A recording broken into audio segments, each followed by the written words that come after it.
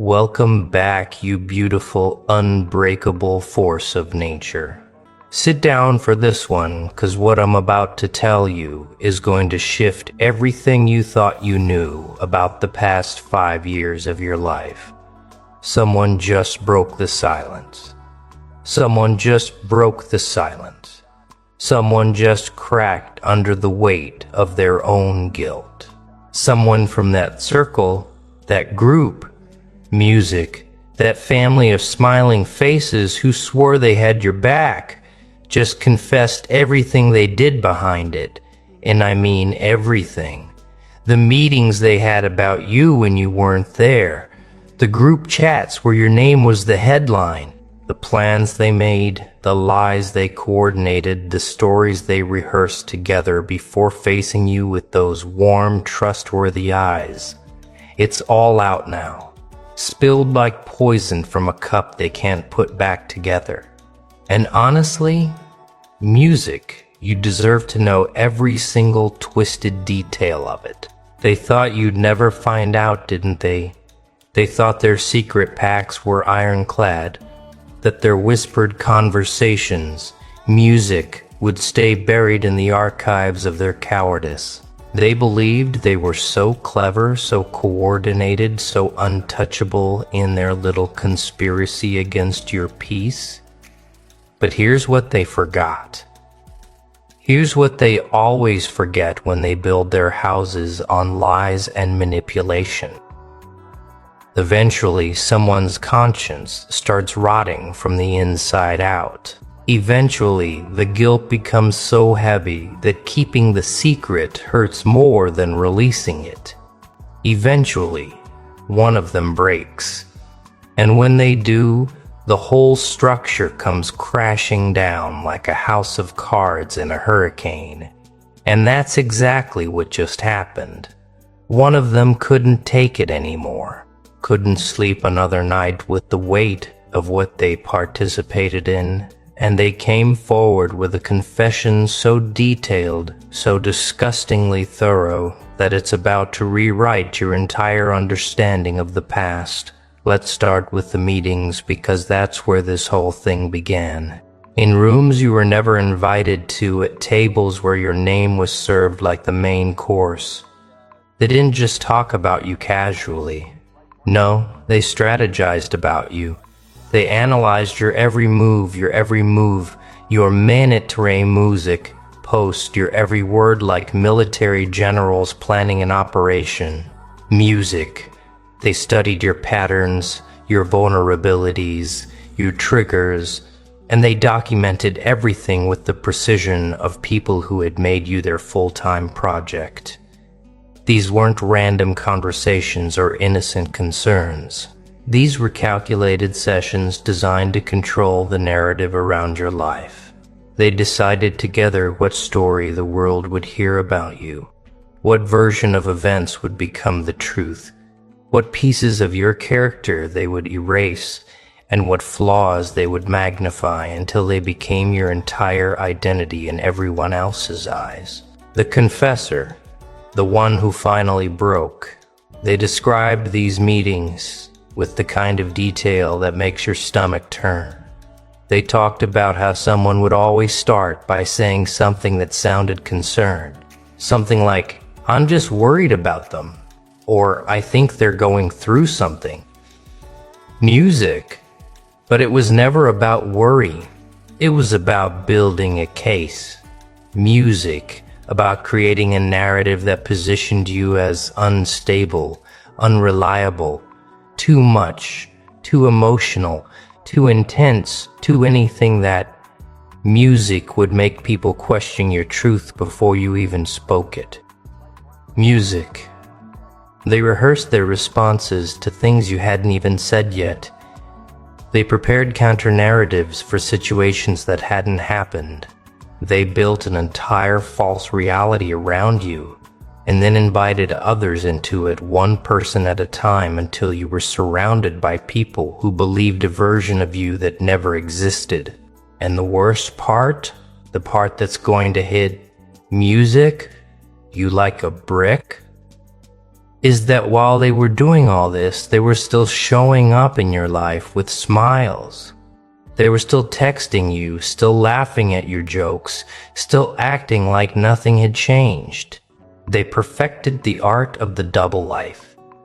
One face for you and one face for the meetings. They became experts at looking you in the eye while holding a knife behind their music back. The confessors said they used to practice it, used to remind each other to keep it normal when you were around.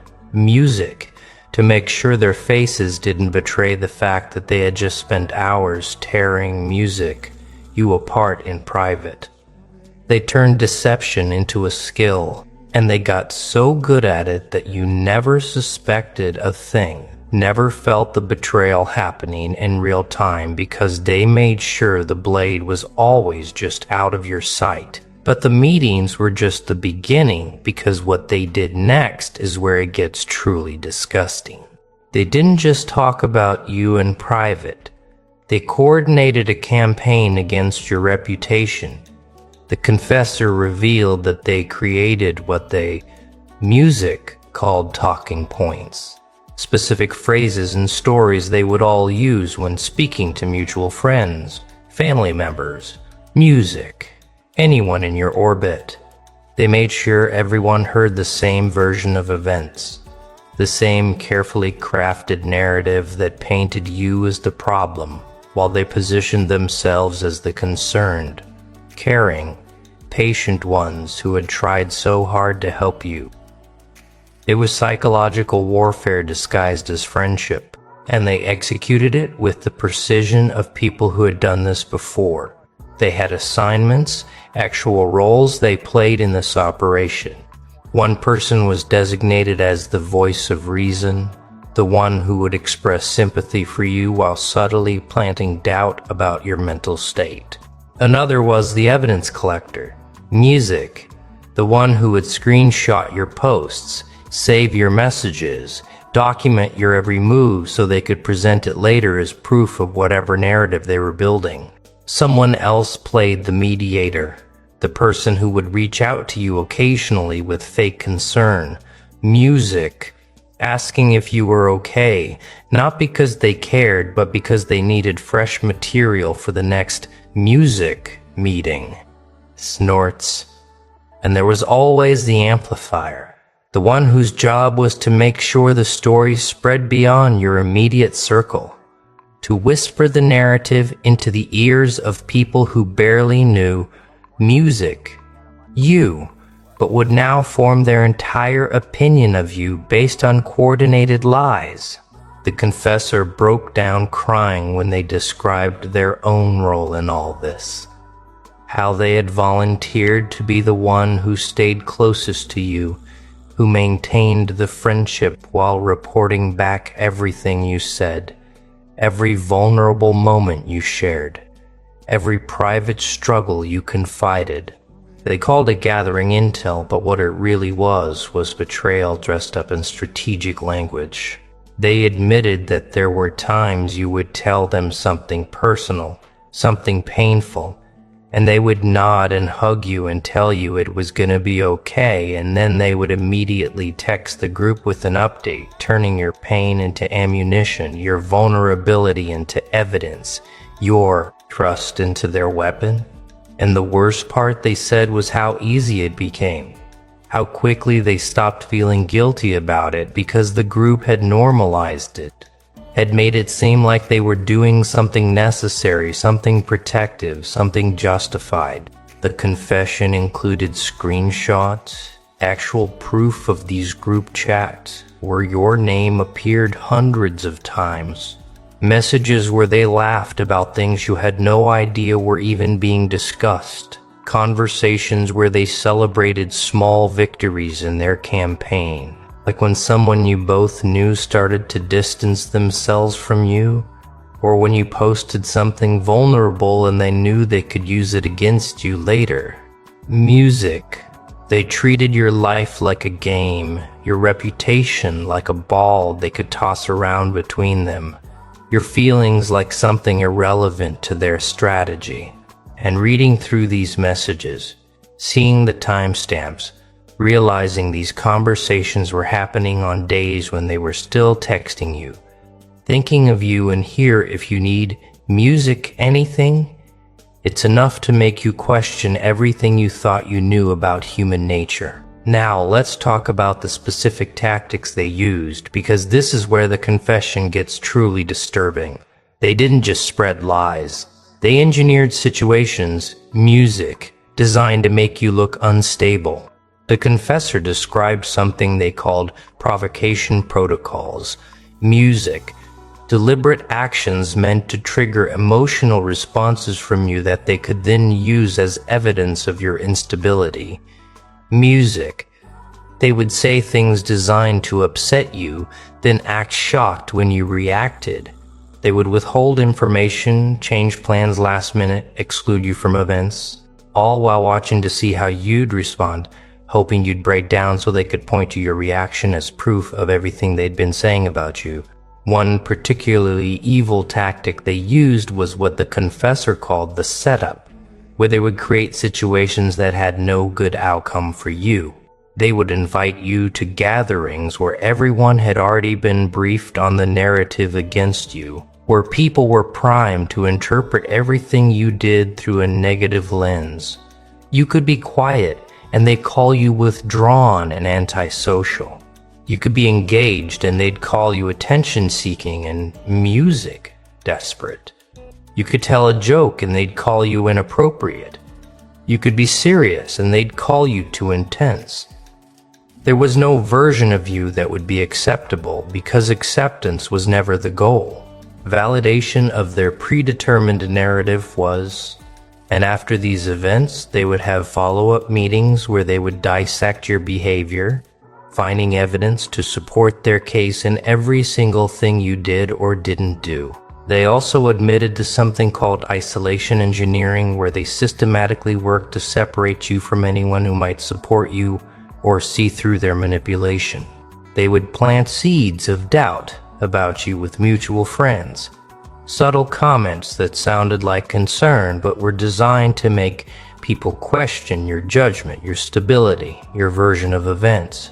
They would volunteer to check in with people after they spent time with you, supposedly to see how you were doing, but really to reinforce their narrative and make sure no competing truth could take root. They created an echo chamber around you where every voice except yours was saying the same thing. And they did it so gradually, so carefully, that you didn't even notice your support system, music, dissolving until it was already gone. The confessor revealed that they had actually studied manipulation tactics, that some members of the group had researched psychological techniques specifically to use against you. They learned about gaslighting, triangulation, projection, and they implemented these strategies deliberately. They would deny things they had clearly said, making you question your memory. Music. They would play people against each other while positioning themselves as neutral parties. They would accuse you of the exact behaviors they were engaged in. Music, projecting their toxicity onto you so thoroughly that you started to believe maybe music, you were the problem. And the most disturbing part is that they knew exactly what they were doing. They weren't acting out of ignorance or misunderstanding. They were consciously, deliberately, methodically working to destabilize your sense of reality. So why did they do music? What could possibly motivate a group of people to invest this much energy, this much time, this much calculated cruelty into destroying someone's reputation and mental peace?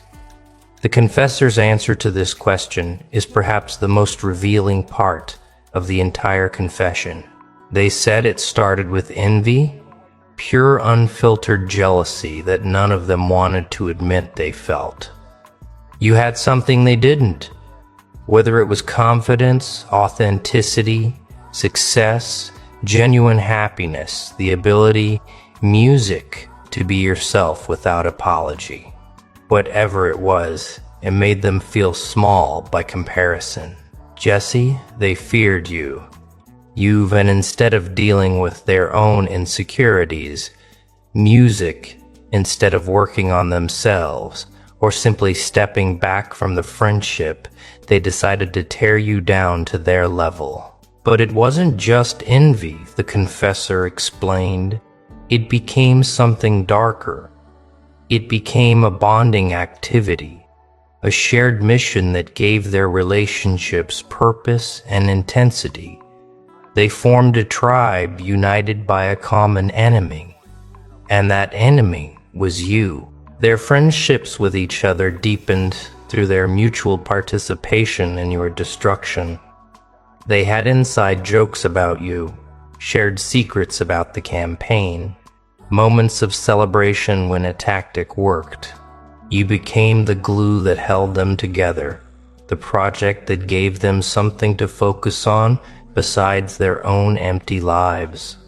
And the more invested they became in the narrative they'd created, music, the more they had to defend it. Because admitting they were wrong would mean facing the monstrous thing they had collectively become. The confessor also revealed something that might be the hardest thing to hear. Some of them genuinely convinced themselves they were doing the right thing. They had told the lie so many times, reinforced it so consistently among themselves that they started to believe it. They created an alternate reality where you were actually the villain. Music, where their actions were justified, where they were somehow the victims or the heroes protecting others from you. They built an entire mythology around their betrayal that absolved them of guilt and allowed them to sleep at night. The human mind's capacity for self-deception is terrifying, and they exploited it fully, rewriting history in real time until they couldn't even remember that the story had started as a fabrication. And here's the truly sick part. The confessor admitted that there were moments when some of them had doubts. Times when someone would say, maybe we're going too far, or I'm starting to feel bad about this. But those doubts were always shut down by the group. They had created music, a culture where questioning the narrative was seen as betrayal, where showing compassion for you was treated as weakness or naivety. They reinforced each other's worst impulses, talked each other out of guilt, reminded each other of the story they'd agreed upon whenever someone's conscience started to surface. They became a cult with a single doctrine.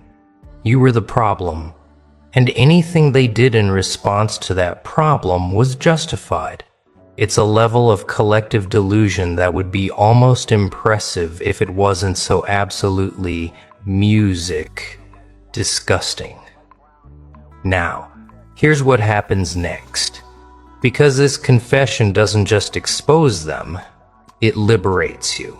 Every moment of confusion you felt, every time you questioned yourself, every instance where you thought maybe you were being too sensitive or reading too much into things, all of it now makes perfect sense. You weren't paranoid. Music. You were picking up on something real. Your instincts were screaming at you that something was wrong, and you, music, were right. The gaslighting didn't work completely, 'cause some part of you, some inner knowing they couldn't reach, held on to the truth. And now that truth has been validated in the most concrete way possible, through the confession of someone who was there, who participated, who kept records. But here's what they didn't account for. Here's the flaw in their entire operation. While they were busy trying to destroy you, you were busy becoming someone they could never touch. While they were having meetings about you, you were building music yourself in silence. While they were crafting narratives, you were living your truth. While they were investing all their energy into tearing you down, you were investing your energy into rising above anything they could possibly do. Music to you. They made you their full-time project, And in doing so, they revealed that their entire existence had become about you. While your existence had nothing to do with them, you already won. And this confession is just the universe's way of making sure you know it. The confessor said something that should bring you immense satisfaction. They're terrified now. Now that the truth is out, now that the confession exists, they're panicking. They're scrambling to control the damage, reaching out music to people, trying to get ahead of the story, suddenly concerned about how they'll be perceived. The same people who spent years carefully crafting a false narrative about you are now desperate to craft a narrative about themselves, one where they're not the villains this confession makes them out to be. They're experiencing a fraction of what they put you through. The paranoia, the fear of judgment, the anxiety about reputation. And unlike you, they actually deserve it because their reputation is music based on lies. And yours never was. And here's your power in all this. You don't have to do anything. You don't have to seek revenge. You don't have to expose them publicly. You don't have to confront anyone or demand apologies. The truth is already working on your behalf, spreading through the same networks they once used against you. Music, changing minds, shifting perceptions, revealing them for what they are. Your vindication doesn't require your effort because it's built on facts, on evidence, on confess. Their destruction is inevitable because it's built on lies that have now been exposed. You can simply continue living your life, being your authentic self, thriving in your truth, while they crumble under the weight of theirs. That's the beautiful irony of this whole situation. They spent years trying to destroy you and ended up destroying themselves. But let's go even deeper because there's a truth here that transcends this specific situation. A truth about people and power and what happens when someone refuses to be broken. The reason they targeted you, the reason they invested so much energy into trying to tear you down, is because you represented something they couldn't control. You were authentic in a world of performance. You were genuine in a world of facades. You had the courage to be yourself while they were busy being whoever they thought would get them approval. Your very existence was a mirror reflecting their own inauthenticity. And instead of using that mirror to grow, they tried to shatter it. Music. This is what always happens to people who refuse to play the game, who won't compromise their truth for comfort, who insist on being real in spaces that reward pretense. The system, the group, the collective mediocrity.